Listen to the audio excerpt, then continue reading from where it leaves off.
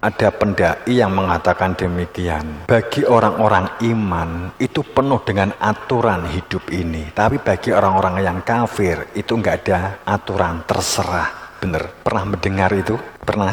Itu dia sebenarnya ngaku, dia tertekan. Itu pengakuannya di bawah sadarnya itu mengaku bahwa dia itu berada di dalam ketidaknyamanan di dalam beragama. Seharusnya gimana? Enggak, orang iman itu seharusnya membebaskan. Saat kita itu terjajah, itu enggak nyaman sama sekali seharusnya. Tapi pada saat kita sudah terlalu lama terjajah, sehingga semua kehidupan itu sudah di dalam genggaman jajahan. Kemudian penjajahnya pergi. Pada awalnya kamu juga bingung untuk menata diri kamu.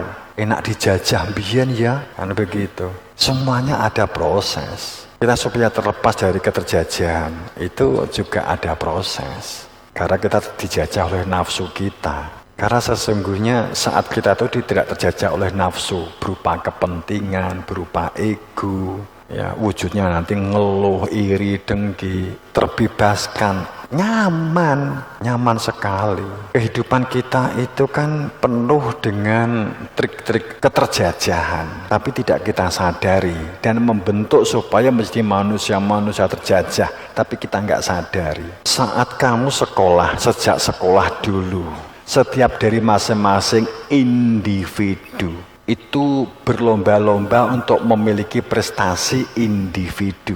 Kan begitu kan? Orang tuanya bangga pada saat anaknya itu ranking kelas. Orang tua bangga saat anaknya itu dapat dengan kata lain mengalahkan semua siswa di kelas. Pada saat dia itu ternyata dapat melampaui sekolah lain, maka kepala sekolahnya bangga. Bangga karena anaknya telah mampu melampaui sekolah lain. Pada saat anak itu telah mampu mengalahkan sekolah lain di kecamatan lain, maka yang bangga camatnya, lurahnya bangga, orang tuanya bangga, kepala sekolahnya, gurunya bangga. Kan begitu. Saat anak kita kemudian prestasinya mencolok di tingkat kabupaten, dapat mengalahkan kabupaten-kabupaten yang lain, maka yang bangga adalah bupatinya. Benar? Ya, begitu kan? Pernahkah kita berpikir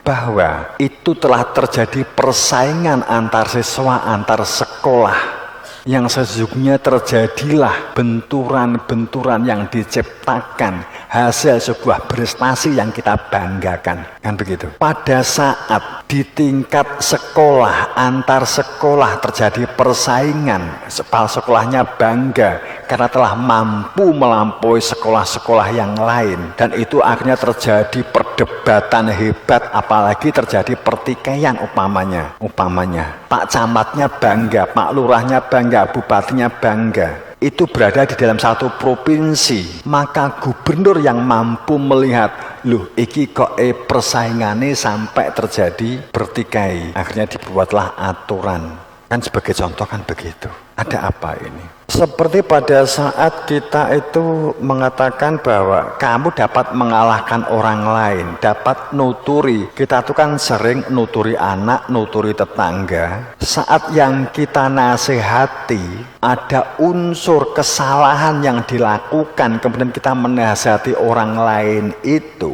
dengan ada rasa iri atau bahkan dendam ada di kita, kemudian kita bisa membuli balik, bisa mengolok balik. Biasanya kita kemudian bangga dan kita cerita ke banyak orang. Saya marahi dia, hati saya plong karena telah dapat membalas dendam. Katakanlah sebagai contoh begitu. Hanya karena sebuah niatan, hanya karena sebuah orientasi, maka dampaknya besar. Terjadinya sebuah energi negatif yang terus berputar tiada henti, yang menjadikan kehidupan tidak bisa bertumbuh dengan baik. Permasalahan secara individu, persaingan yang saya alami umpama begitu, kalau itu sendiri nggak ada masalah, saya dapat mengalahkan itu adalah kebanggaan. Tapi pada saat semua orang berperilaku sama seperti saya, maka menjadi masalah global, menjadi masalah krusial, menjadi masalah nasional. Kan sebagai contoh begitu. Dan sekarang kan seperti itu. Sehingga terbentuklah karakter penduduk Indonesia hasil dari pendidikan individu. Kan begitu kan? Nah, sebagai contoh kan begitu. Sehingga untuk mewujudkan gotong royong menjadi tidak nyaman. Nyamannya saat prestasi yang bersifat individu. Sebagai contoh kan begitu. Itu sebuah proses yang selama ini adalah individu.